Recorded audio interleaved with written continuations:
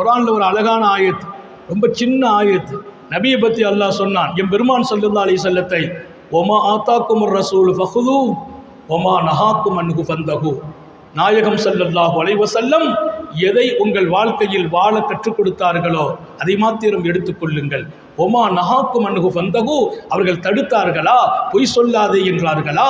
புறம் பேசாதே என்றார்களா? தீங்களிக்காதே என்றார்களா? பெருமை பேசாதே என்றார்களா?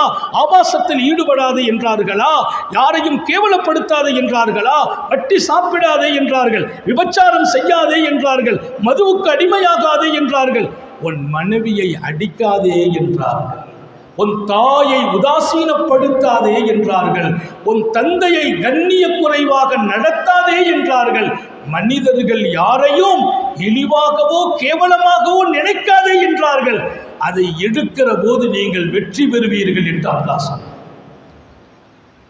இன்னைக்கு தாயை கஷ்டப்படுத்துகிறவங்க, வாப்பாவை மதிக்காதவங்க, குடும்பத்தை சஞ்சலப்படுத்துகிறவங்க, அடுத்தவங்களை ரொம்ப ரொம்ப துன்பப்படுத்துகிறவங்க நாட்டில் மிகைத்து கொண்டிருக்கிற இந்த காலத்தில் நபிகள் நாயகம் ஸல்லல்லாஹு அலைஹி வஸல்லம் இதையெல்லாம் விட்டும் தடுக்கிறார்களோ அந்த வாழ்க்கை மிக உயர்வான பரிசுத்தமான மிக மிக இன்பமான வாழ்க்கை என்பதையும் இங்கே உங்கள் ஆழமான இதயத்தில் நான் பதிவு செய்கிறேன்.